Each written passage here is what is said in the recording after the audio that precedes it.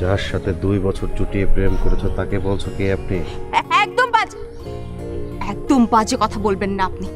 আপনি আমাকে এখানে একা পেয়ে টিজ করছেন না। জিনি, আমরা কিন্তু এখানে হানিমুন করতে এসেছি। আমরা সারা দিন বাইরে ঘুরবো, খাবো দাবো, বেড়াবো, রাতে ঘুমানোর আগে আমরা রুমে যাব, তার আগে না। ওকে ওকে ফাইন, তাহলে তুমি এখানে বসো, আমি তোমার জন্য আইসক্রিম নিয়ে আসি। তুমি কোথাও যেও না প্লিজ। তুমি না বললে তোমার তেষ্টা পেয়েছে, যাবো আর আসবো। না, আমার কোনো তেষ্টা পাইনি, আমার তেষ্টা মিটে গেছে, তুমি যেও না। আরে বাবা, সাপের ভয় তোমার এখনো যায়নি? এই বোকা মেয়ে, এত খোলামেলা সুন্দর জায়গায় সাপ কখন আসবে? তুমি স্থির হয়ে বসো, এখানে চুপচাপ বসো, আমি যাবো আর আসবো, জাস্ট 5 মিনিটস। বসো। লোকটার কথা সোহেলকে বলতে পারলে ভালো হতো, কিন্তু ও যেমন যুক্তিবাদী তেমন সন্দেহপ্রবণ। লোকটাকে নিয়ে হাজারটা প্রশ্ন করতো আমাকে। আচ্ছা, লোকটা ওখানে হঠাৎ করে এলো কোত্থেকে? সোহেলের গেমের কোনো অংশ নয় তো? রিনি,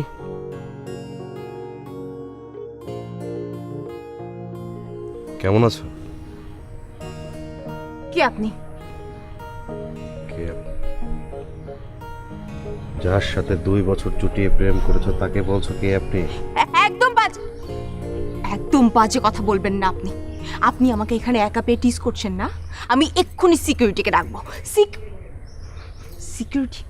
আমি এক্ষুনি সিকিউরিটিকে ডাকছি।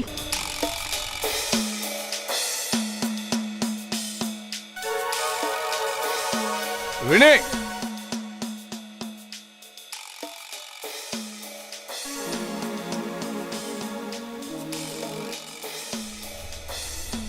কি ব্যাপার, কোথায় যাচ্ছ? তোমার আসতে দেরি দেখে আমি চলে যাচ্ছিলাম।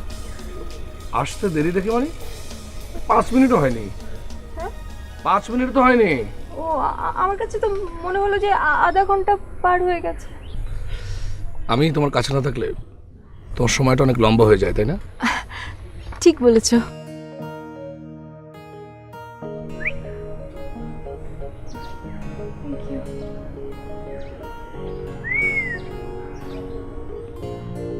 তোমাকে অনেক আনমাইন্ডফুল লাগছে।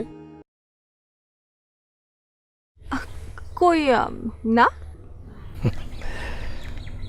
এক কাজ করি, চলো নেক্সট মান্থে আমরা বরিশাল যাই। বরিশাল? কেন?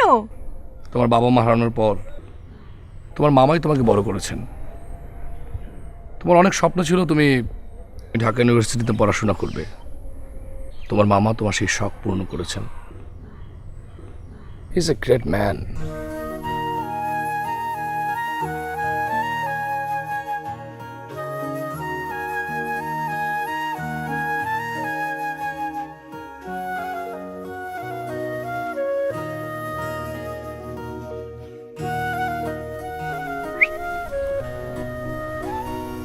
লোকটাকে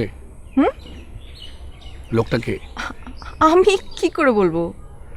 না মানে তুমি এমনভাবে তাকাচ্ছিলে আর উনি যেভাবে তাকিয়েছিল, মনে হলো যে তুমি ওনাকে অনেক চেনো। সব ছেলেরাই তো মেয়ে দেখলে এভাবে তাকিয়ে থাকে, থাকে না বলো?